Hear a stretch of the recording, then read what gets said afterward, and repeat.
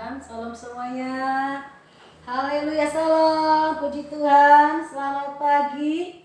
Pagi hari ini kita akan dengarkan kebenaran firman Tuhan dalam kitab Injil Markus 2 ayat pertama sampai ayat yang ke-12. Judul perikopnya, orang lumpuh disembuhkan. Saya akan bacakan buat kita semua. Kemudian sesudah lewat beberapa hari, waktu Yesus datang lagi ke Kapernaum, tersiarlah kabar bahwa ia ada di rumah. Maka datanglah orang-orang berkerumun sehingga tidak ada lagi tempat, bahkan di muka pintu pun tidak. Sementara ia memberitakan firman kepada mereka. Ada orang-orang datang membawa kepadanya seorang lumpuh, digotong oleh 4 orang. Tetapi mereka tidak dapat membawanya kepadanya karena orang banyak itu. Lalu mereka membuka atap yang di atasnya. Sesudah terbuka, mereka menurunkan tilam. Tempat orang lumpuh itu terbaring. Ketika Yesus melihat iman mereka, berkatalah ia kepada orang lumpuh itu, "Hai anakku, dosamu sudah diampuni." Tetapi di situ ada juga duduk beberapa ahli Taurat. Mereka berpikir dalam hatinya, "Mengapa orang ini berkata begitu? Ia menghujat Allah. Siapa yang dapat mengampuni dosa selain daripada Allah sendiri?" Tetapi Yesus segera mengetahui dalam hatinya bahwa mereka berpikir demikian. Lalu ia berkata kepada mereka, "Mengapa kamu berpikir begitu dalam hatimu? Manakah lebih mudah mengatakan kepada orang lumpuh ini, 'Dosamu sudah diampuni,' atau mengatakan, 'Bangunlah, angkatlah tilammu dan berjalan'? Tetapi supaya kamu tahu bahwa di dunia ini Anak manusia berkuasa mengampuni dosa." Berkatalah ia kepada orang lumpuh itu, "Kepadamu kukatakan, bangunlah, angkatlah tempat tidurmu, dan pulanglah ke rumahmu." Dan orang itu pun bangun segera mengangkat tempat tidurnya dan pergi keluar di hadapan orang-orang itu, sehingga mereka semua takjub lalu memuliakan Allah. Katanya, "Yang begini belum pernah kita lihat." Amin. Puji Tuhan, kita sudah baca firman Tuhan ini dalam Markus 2 ayat pertama sampai ayat yang ke-12 dengan judul perikop orang lumpuh disembuhkan. Saya akan berikan tema dalam perikop ini. Saya beri tema tindakan yang mendatangkan mujizat. Ya, tindakan yang mendatangkan mujizat. Tujuan khotbahnya, tujuan daripada khotbah ini bahwa supaya jemaat Tuhan memiliki tindakan untuk meraih mujizat daripada Tuhan. Ya, bahwa ternyata tindakan kita itu akan menghasilkan mujizat. Yang kedua, tindakan kita tidak akan sia-sia apabila dilakukan dengan perjuangan yang sungguh-sungguh. Sebab dengan perjuangan yang dilakukan oleh mereka, keempat orang tersebut, maka perjuangan mereka tidak sia-sia, ada mujizat yang Tuhan kerjakan. Oke, kita lanjutkan firman ini.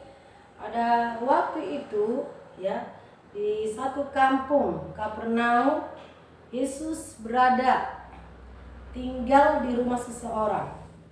Dia tinggal di rumah seseorang, dan ternyata ketika Yesus ada di rumah orang tersebut, bahwa orang-orang di sekitarnya tidak tinggal diam. Mereka datang kepada Yesus. Mereka datang ke tempat rumah tersebut, dan mereka ingin melihat Yesus dan mendengarkan apa yang disampaikan Yesus. Oke.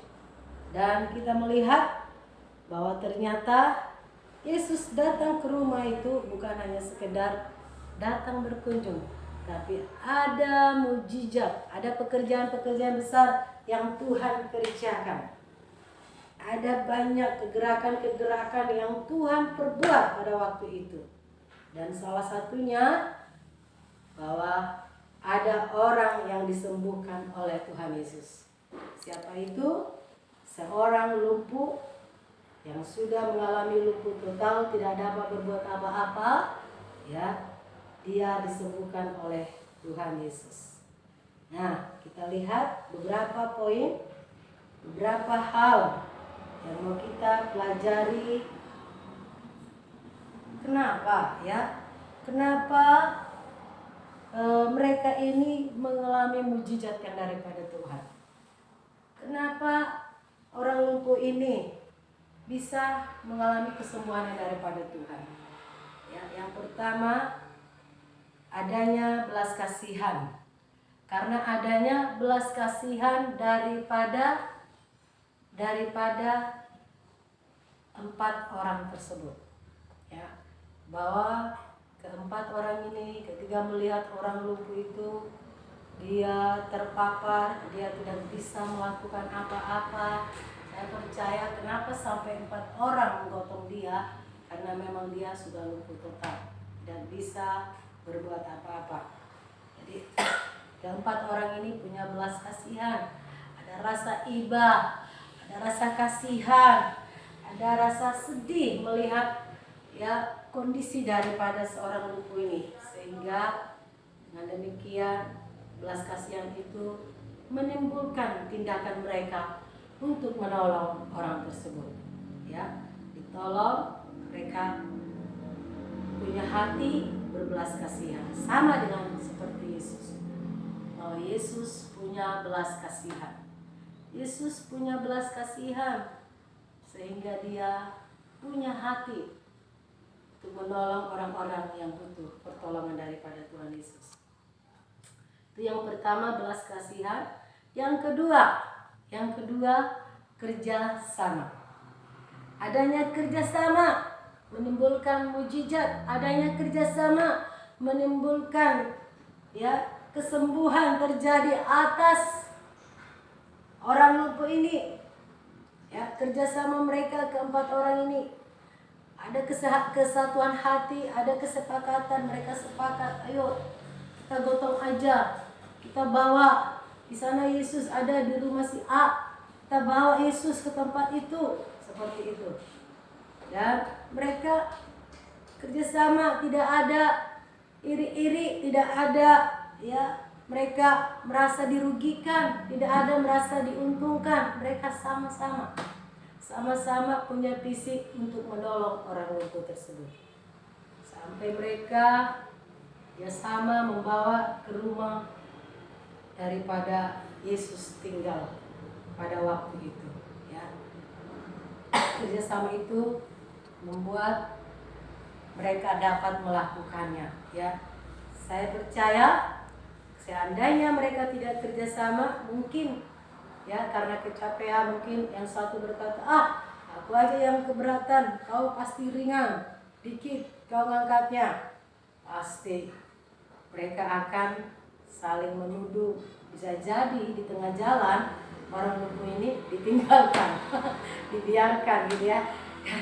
Tapi karena mereka adanya kerjasama dan satu juga ada visi yang fokus, yaitu untuk membawa orang lumpuh ini ke hadapan Tuhan supaya mengalami mujizat Tuhan. Haleluya.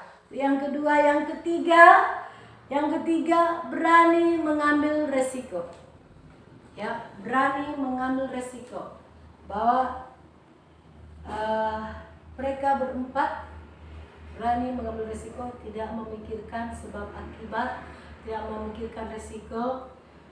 Ketika mereka bawa orang lumpuh ini digotong, dengan keempat orang ini digotong, ya, kita lihat di ayat ke-4, tetapi mereka tidak dapat membawanya kepadanya karena orang banyak itu, lalu membuka atap, ya, membuka atap yang di atasnya. Sesudah terbuka, mereka menurunkan tilam, tempat orang lumpuh itu terbaring. Wah, keren, ya, keren, ya. Ketika mereka membawa orang lumpuh ini, ternyata tidak, ini tempatnya tidak muat lagi, sempit, sesak, ya. Ya, sesak katanya, sesak. tidak bisa lewat mereka dari depan pintu karena saking penuhnya orang. Yang akhirnya mereka tidak kecewa, akhirnya mereka dikasih Tuhan putra. Sekalipun rasanya itu menyalahkan. Ya, mereka tidak tinggal diam, mereka tidak putus asa, tapi mereka dikasih akal. Ya, mereka buka atap rumah orang tersebut dan orang lumpuh itu diturunkan. Dan puji Tuhan, ternyata tindakan itu menjadi nilai plus. Ya, nilai plus yang daripada Tuhan. Ya, tindakan itu menjadi nilai plus. Sehingga dengan perbuatan itu Tuhan memuji. Apa katanya? Ketika Yesus melihat iman mereka, mereka di sini bukan berarti orang lumpuh itu, tapi yang keempat orang itu. Ketika Yesus melihat iman mereka, berkatalah ia kepada orang lumpuh itu, "Hai anakku, dosamu sudah diampuni." Ya, dengan tindakan daripada keempat orang itu, sehingga mujizat belas kasihan Tuhan ditaruhkan kepada orang lumpuh itu. "Hai anakku, dosamu sudah diampuni." Ya, mujizat dikerjakan. "Hai anakku, dosamu sudah diampuni." Dan itu pertanda kalau Tuhan sudah berkata seperti itu, berarti Tuhan pasti menyembuhkan sakit penyakitnya. Haleluya. Dan inilah dengan tidak memikirkan risiko, tidak mengambil pusing sebab akibat, kerugian dan sebagainya, itu menjadi satu poin besar buat Tuhan. Dan ini juga buat kita, bahwa ternyata ketika kita melakukan apa yang disuruh Tuhan, kita seharusnya jangan pikirkan dulu risiko. Contoh ya, kalau kita disuruh melayani ke A, jangan pikirkan dulu PK-nya besar nggak di situ, hidupku terpelihara nggak di situ. Kalau memang itu sudah suruhan Tuhan, tuntunan Tuhan kepada kita, yakinlah tindakan kita seperti yang tadi, tidak memikirkan resiko, tidak memikirkan dimarahi, tidak memikirkan apa kata orang. Ini Tuhan memuji. Percaya kalau kita taat dengan tuntunan Tuhan, kita tidak pikirkan sebab akibat dan kerugian dan sebagainya, tidak memikirkan diri sendiri, Tuhan akan memperhitungkannya. Tuhan akan pelihara hidup kita, Tuhan akan jaga, Tuhan semuanya Tuhan akan cukupkan. Jadi inilah kebenaran firman Tuhan, bahwa kita sebagai anak-anak Tuhan ya harus berani mengambil resiko.